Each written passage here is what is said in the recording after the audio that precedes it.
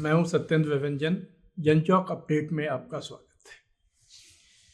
आज हम लोग बात करेंगे, उसमें दो पहलू हैं। एक तो अमेरिका के जो नए राष्ट्रपति हैं डोनाल्ड ट्रंप, उनकी, अगर सीधे शब्दों में कहें तो उनकी क्रूरता की, और दूसरा भारत के हुए अपमान की, जिस पर ज़्यादा चोट पहुंचाने वाली बात यह लगती है कि भारत में के राजनीतिक हलके में उसको लेकर कोई भी प्रतिक्रिया होती हुई नहीं दिखी है। कोई भी उसका जवाब देने की जो एक स्वाभाविक प्रतिक्रिया होती है किसी मनुष्य में जब उसका कोई अपमान हो, उसका अभाव पूरी तरह से भारत के पॉलिटिकल लीडरशिप ने दिखाया है, चाहे उसमें सरकार हो या विपक्ष हो। अमेरिका के सामने सब क्यों चुप हो जाते हैं, यह सवाल इससे उठा है। डोनाल्ड ट्रंप अमेरिका में इस वादे के साथ राष्ट्रपति बने, चुनाव जीता उन्होंने, कि वो अमेरिका में जितने भी अवैध रूप से बाहर से आए हुए लोग हैं, इमिग्रेंट्स हैं, आव्रजक हैं, उनको वो जबरन अमेरिका से निकाल देंगे। अमेरिका से आव्रजकों को निकालना कोई नई घटना नहीं है। ये डॉक्यूमेंटेड है, रिकॉर्ड है कि वहाँ से जब बराक ओबामा राष्ट्रपति थे तब भी बड़ी संख्या में लोगों को निकाला गया, और जब जो बाइडेन राष्ट्रपति थे तब भी। लेकिन तब जो निकालने का जो तरीका था वो उस तरह का नहीं था जैसा अब देखने को मिल रहा है। और इसके पीछे वजह यही है कि डोनाल्ड ट्रंप ने अपने समर्थक, जो उनका मागा आंदोलन है, मेक अमेरिका ग्रेट अगेन, जिसके कि लाखों समर्थक हैं, करोड़ों समर्थक हैं बल्कि,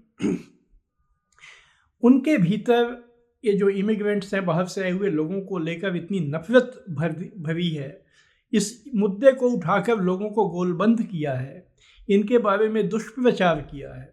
यहाँ तक उन्होंने कहा कि ये अपराधी लोग हैं, और ये जो अमेरिकन लोग हैं उनके कुत्ते बिल्लियों को जो पालते हैं, पालतू कुत्ते बिल्लियां हैं, उसको चुरा कर और मार कर खा जाते हैं। ये बात उन्होंने जब चुनाव के समय में जो राष्ट्रपति पद की डेमोक्रेटिक उम्मीदवार थी कमला हैरिस, उनके साथ बहस के दरमियान कही थी। तो ये जो एक नफरत वहाँ है, उसमें संभवतः उन्हें ऐसा लगता है कि वो ये इन लोगों के साथ जितनी क्रूरता दिखाएंगे उतना उनके समर्थकों में ताली बजेगी, वो उतना ज़्यादा गोलबंद होंगे।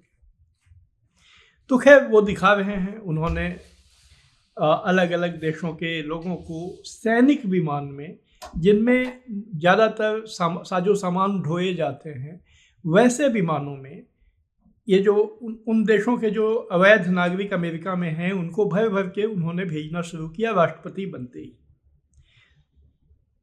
ये बात बड़ी अजीब सी है कि जब उनकी पहचान हो गई, उनको पकड़ लिया गया, उनको भेजने के लिए इस तरह के विमान में उनको बैठाया गया, तो फिर उन्हें हथकड़ी पहनाने और बेड़ी पहनाने की क्या ज़रूरत थी।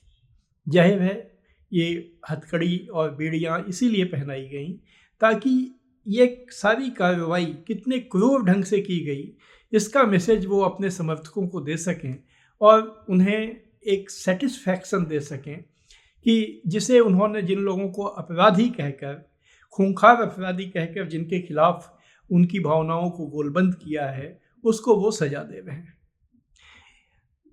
हालांकि सभी देशों ने इसे उसी ढंग से स्वीकार नहीं किया। जब उन्होंने सबसे पहले मेक्सिको के से आए हुए लोगों को भेजा वहाँ पर, तो मेक्सिको की राष्ट्रपति क्लाउडिया शिनबोम, जो कि एक लेफ्टिस्ट लीडर हैं, उन्होंने उसे इजाज़त नहीं दी उतरने की। जब उन्होंने इजाज़त नहीं दी तो डोनाल्ड ट्रंप ने मेक्सिको के ऊपर में प्रतिबंध लगाया। बाद में शिनबोम के साथ उनकी बातचीत हुई और उसमें एक डील हुआ। उस डील के तहत तय हुआ कि मेक्सिको 10,000 फौजियों को तैनात करेगा सीमा पर, लेकिन अमेरिका को, ट्रंप को भी ये समझौते में यह मानना पड़ा कि अमेरिका से जो अवैध हथियार मेक्सिको जाते हैं, उन हथियारों को वहाँ पर वो रोकेंगे कि वो वहाँ ना जाएं। लेकिन इससे भी ज़्यादा जो कोलंबिया के राष्ट्रपति हैं, वो मार्क्सिस्ट राष्ट्रपति हैं, लेफ्टिस्ट हैं, गुस्तावो पेट्रो, उन्होंने भी यही तरीका अपनाया। जब वहाँ के लोगों को भेजा गया तो उन्होंने उस विमान को उतरने की इजाज़त नहीं दी।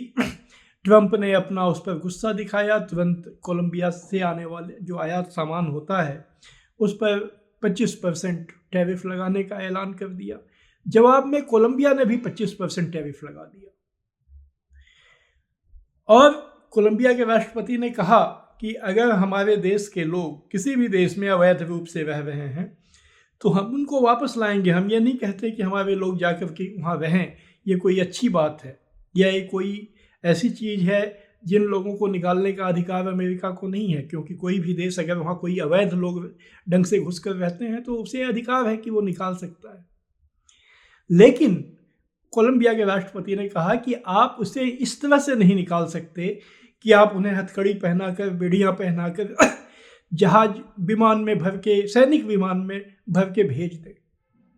उन्होंने कहा कि ऐसी कोई नई बात नहीं है, कोलंबिया के लोग वापस भेजे जाते रहे हैं। जो बाइडेन के टाइम में 14,000 लोग भेजे गए, हमने कोई आपत्ति नहीं की, लेकिन आपके तरीके पे हमें आपत्ति है। राष्ट्रपति ने कोलंबिया के विमान भेजे उनको वापस लाने के लिए, और उसमें उन्होंने अपना विमान भेजा जिसमें राष्ट्रपति चलते हैं, पहला विमान वो भेजा जिसमें कोलंबिया के लोगों को लेकर वहाँ जाया गया और उन्हें वहाँ रिसीव किया गया।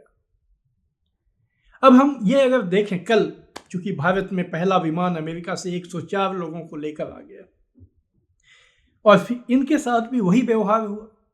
उसी तरह मिलिट्री प्लेन में इनको लाया गया, इन्हें भी हथकड़ियाँ पहनाई गई, बेड़ियाँ पहनाई गई, जबकि यह रिकॉर्ड से ही साबित होता है कि उसमें किसी के ऊपर कोई गंभीर अपराध में शामिल होने का आरोप नहीं है। अगर उनका एकमात्र अपराध है तो यही है कि वो अवैध ढंग से वहाँ गए थे, तो ठीक है, उन्हें वापस लाना चाहिए। लेकिन जो सबसे अफसोसनाक है कि भारत सरकार की प्रतिक्रिया इसके ऊपर क्या रही। प्रधानमंत्री मोदी हो या उनकी सरकार का कोई मंत्री हो या कोई प्रवक्ता हो विदेश मंत्रालय का, किसी ने इस सारी घटनाक्रम पर ऐतराज तक नहीं जताया है। विरोध करना तो बहुत आगे दूर की बात है।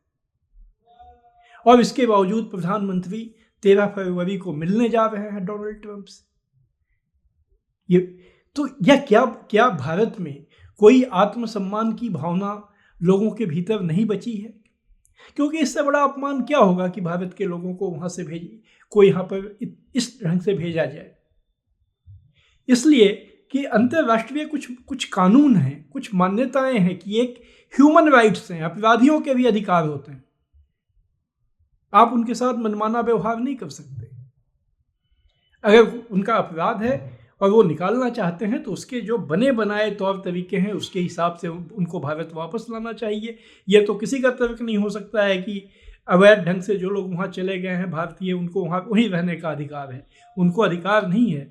लेकिन अमेरिका को भी अधिकार नहीं है कि उनको अपमानित करते हुए और उनके साथ अमानवीय व्यवहार करते हुए, उनकी व्यक्तिगत गरिमा का हनन करते हुए उनको इस ढंग से यहाँ भेज दे और उस पर भारत का ऐतराज न करना, भारत के राजनीतिक दलों का उसके ऊपर कोई जन अभियान नहीं चलाना, कोई जनता के बीच में जाके जागरूकता नहीं लाना, चाहे वो बीजेपी हो या कांग्रेस हो या जो लेफ्ट पार्टीज हों।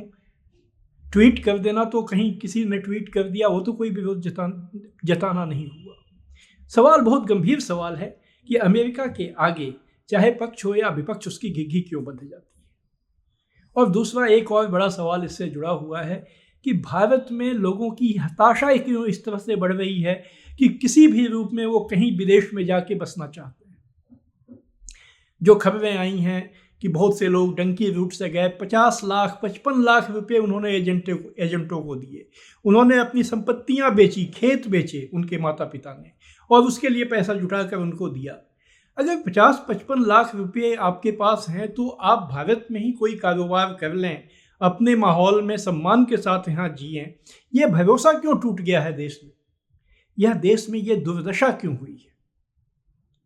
देश की अर्थव्यवस्था, देश की समाज व्यवस्था, देश के भविष्य के प्रति जो एक उम्मीद होती है, वह जो जिस ढंग से लोगों के मन में टूटती गई है, बिखरती गई है, क्या ये उसका संकेत नहीं है कि लोग इतने पैसे अपना सब कुछ बेचकर ये पैसे देकर अवैध ढंग से जाते हैं, वहाँ पर कोई वो अच्छी ज़िंदगी नहीं जीते हैं।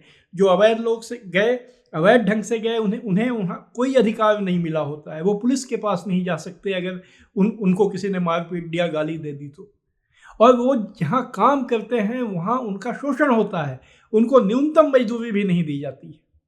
फिर भी वह काम करने के लिए लोग अपनी यहाँ की संपत्ति बेचकर लाखों रुपए खर्च करके वहाँ जाने को अगर बेताब हैं, तो ये हर भारतीय के लिए सोचने की का और शर्मिंदा होने का विषय है कि आखिर क्यों ऐसा हो रहा है। इस देश में अपने देश के प्रति लोगों का भरोसा क्यों टूटता जा रहा है। और अगर कहीं वो जाते हैं और उनके साथ दुर्व्यवहार होता है, तो अगर भारत की सरकार, भारत के राजनीतिक दल उनके पक्ष में खड़े नहीं होते हैं, तो उनका विदेश में भी क्या भविष्य हो सकता है, कहीं भी क्या भविष्य हो सकता है। ये सारे बड़े गंभीर सवाल हैं जो इस प्रकरण से उठे हैं। इन पर देश के हर नागरिक को गंभीर आत्ममंथन करना चाहिए।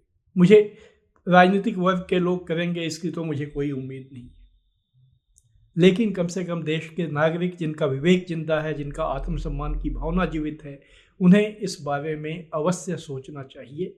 आज बस इतना ही। हम फिर अपडेट लेकर आपके पास आएंगे। आप सबको मेरा नमस्कार।